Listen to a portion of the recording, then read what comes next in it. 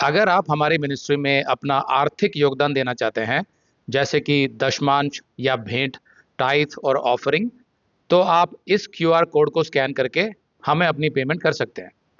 या फिर आप 7303643550 पर हमें पेमेंट कर सकते हैं। मसीहियों से पूछे जाने वाले सवालों के जवाब, भाग 1। अक्सर जब मसीही लोग गैर मसीही लोगों के साथ सुसमाचार बांटते हैं, तो उनके मन में कई सवाल या आपत्तियां होती हैं। कुछ लोग तो सिर्फ बहस करने के लिए सवाल करते हैं, लेकिन दूसरे कुछ लोग सचमुच सच्चाई की खोज में होते हैं। तो ऐसे लोग कम होते हैं, लेकिन होते हैं, और उनके सवाल जो होते हैं वो ईमानदार सवाल होते हैं। इसलिए हमें उनके स्पष्ट उत्तर देने चाहिए, ताकि वे अपने सृष्टिकर्ता परमेश्वर को जान सकें और उससे एक रिश्ता बना सकें। पतरस हमें ये निर्देश देता है कि हमें किस मन और किस रवैये से ऐसे सवालों का जवाब देना चाहिए। पहला पतरस 3:15, मसीह को अपने हृदय में प्रभु मानकर आदर दो और सदा तैयार रहो कि जो कोई तुमसे तुम्हारे भीतर की आशा का कारण पूछे, उसे उत्तर दो, पर नम्रता और भय के साथ। वो जो आशा मसीहियों में होती है, उनके जीवन में एक उत्साह होता है, एक आनंद होता है, उसका कोई कारण पूछे तो उत्तर देना है, लेकिन नम्रता और भय के साथ, अहंकार के साथ नहीं। इसलिए नहीं कि हम उनको गलत साबित करें या बहस जीते, नहीं, नम्रता और भय के साथ। कौन सा भय? परमेश्वर का भय। इसका मतलब है कि हमें हमेशा तैयार रहना चाहिए, जिसके लिए अध्ययन करना पड़ता है, मैसेजेस देखने पड़ते हैं, समझना पड़ता है बहुत सारी बातों को, तभी आप हमेशा तैयार रहेंगे। तो हमें हमेशा तैयार रहना चाहिए कि जब कोई हमसे हमारे विश्वास के बारे में पूछे कि हमारी जो जीवन शैली है वो संसार से अलग क्यों है, और मसीह में जो हमारी आशा है उसके बारे में कोई पूछे, तो हम उन्हें अच्छे से समझा सकें। लेकिन उस पूछने वाले का पूरा सम्मान करना है, उसका पूरा आदर करना है, भले ही उसके जो विचार हों वो बाइबल से बिल्कुल भी मेल ना खाते हों, फिर भी हमें उसका आदर करना है। हो सकता है कि वो किसी अन्य धर्म से हो, फिर भी उसका आदर करना है अगर उसने सवाल पूछा है तो मसीहियों को इस तरीके से ही जवाब देने चाहिए। ये बात अलग है कि कभी कभी मसीही जो होता है वो थोड़ा क्रोधित हो जाता है जब सामने वाला जो सवाल करता है उसका कोई ज़्यादा अर्थ नहीं होता, या ऐसा लगता है कि ये बेसिर पैर की बातें कर रहा है, तो मसीहियों को क्रोध आ जाता है कि ये जानबूझ के ऐसे सवाल क्यों कर रहा है। लेकिन आपको क्रोधित होना नहीं है।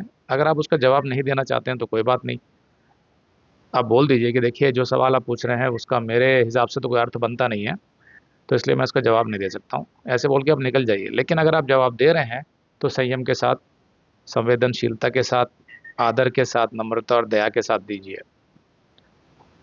हर सवाल का लंबा और जटिल उत्तर देना ज़रूरी नहीं है। हमें सिर्फ कुछ मुख्य विचारों का उपयोग करना चाहिए, ताकि सुसमाचार साझा करने के मुख्य काम से हमारा ध्यान ना हट जाए। हम भटक गए, दूसरी दिशा में चले गए, आप उसके ग्रंथों के बारे में चर्चा करने लग गए, या दार्शनिकों के बारे में चर्चा करने लग गए, या आजकल के जो मोटिवेशनल स्पीकर हैं उनके बारे में चर्चा करने लग गए, या जो पॉलिटिशियंस हैं उनके बारे में चर्चा करने लग गए। ऐसे भटक गए, लेकिन हमारा जो मुख्य उद्देश्य था उसके साथ सुसमाचार साझा करना, वो कहीं पीछे रह गया। तो हमारा लक्ष्य बहस जीतना नहीं है, बल्कि यीशु के सुसमाचार को साझा करना है। तो इन सब बातों का ध्यान रखना है।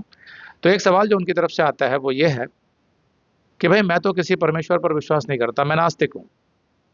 या वो कह सकता है कि मैं नहीं जानता कि कोई परमेश्वर है कि नहीं, लेकिन मैं ये ज़रूर मानता हूँ कि अगर कोई परमेश्वर है भी, तो भी उसके विषय में जानने का मनुष्य के पास कोई तरीका नहीं है। ये सब अपने अपने विचार है लोगों के। तो ऐसे लोगों को अज्ञेयवादी, एग्नोस्टिक कहते हैं। तो उसका उत्तर कुछ इस तरीके से दे सकते हैं आप कि मेरे दोस्त, कभी मैं भी इसी सवाल से जूझता था कि शायद कोई परमेश्वर नहीं है या उसके बारे में जाना नहीं जा सकता, लेकिन आज मैं पूरे यकीन के साथ कह सकता हूँ कि एक परमेश्वर है, और मैं आपको बताता हूँ कि क्यों। तो यहाँ पर आप दो सरल तर्क इस्तेमाल कर सकते हैं। पहला, महान डिजाइनर, ग्रैंड डिजाइनर का तर्क। तो आप बोलेंगे भाई कौन सा डिजाइनर? इस सृष्टि का डिजाइनर। इस सृष्टि में एक डिजाइन है, एक व्यवस्था है, एक विज्ञान है जिसको हम डिजाइन बोलते हैं। इसमें सब कुछ है, इसमें सुंदरता भी है। तो इसका डिजाइनर कौन है, उसका तर्क है ये। तो पूरी यूनिवर्स और मनुष्य का जो अद्भुत डिजाइन और इसकी जो व्यवस्था और इसकी जो जटिलता है, वो इस बात को साफ दर्शाती है कि इसके पीछे एक बुद्धिमान और उद्देश्यपूर्ण सृष्टिकर्ता है। बिना उद्देश्य के कोई भी सृष्टि नहीं करेगा। हम भी कुछ काम नहीं करते बिना उद्देश्य के। तो इतनी जटिल लेकिन इतनी अद्भुत सृष्टि के पीछे कोई उद्देश्य नहीं है, वो समझदारी नहीं है, ऐसा सोचना। अगर आप ये संदेश पूरा देखना चाहते हैं तो आप इसे हमारे वेबसाइट hindiiblestudy.com पर देख सकते हैं। यह वीडियो हमारे अक्टूबर के वीडियोस में अपलोड किया हुआ है, तो जिनके पैकेज में भी अक्टूबर का महीना शामिल है उनको यह वीडियो उनके माई अकाउंट में अक्टूबर के वीडियोस में मिल जाएगा। अगर आप हमारे वीडियो फोन पर देख रहे हैं तो अच्छी स्पीड के लिए कृपया गूगल क्रोम या मोजिला फायरफॉक्स ब्राउजर इस्तेमाल करें। तो इनको डाउनलोड करने के लिए आप प्ले स्टोर में जाएं और ऊपर गूगल क्रोम टाइप करें, फिर आप गूगल क्रोम ब्राउजर पर क्लिक करें और उसे इंस्टॉल करें। ये एकदम फ्री है। इसी तरह आप मोजिला फायरफॉक्स टाइप करें, फिर आप मोजिला फायरफॉक्स ब्राउजर पर क्लिक करें और उसे इंस्टॉल करें। यह भी एकदम फ्री है। इसके बाद आप गूगल क्रोम ब्राउजर को क्लिक करके उसे खोलें और उसमें hindiiblestudy.com टाइप करें, मतलब पूरा hindiiblestudy.com एक साथ बिना किसी गैप के। तब हमारा वेबसाइट गूगल क्रोम में खुल जाएगा और आपके वीडियोस अच्छे से चलेंगे। इसी तरह आप मोजिला फायरफॉक्स ब्राउजर भी क्लिक कर सकते हैं और उसमें भी बिना गैप के hindiiblestudy.com टाइप कर सकते हैं। उसमें भी हमारे वीडियोस बिल्कुल आराम से चलेंगे। इसके अलावा अगर आप चाहें तो बेहतर स्पीड के लिए आप वीडियो के नीचे बने प्ले बार पर सेटिंग्स का चिन्ह दबाकर 240p 240p सेलेक्ट कर सकते हैं, जिससे आपका बहुत ही कम डेटा खर्च होगा।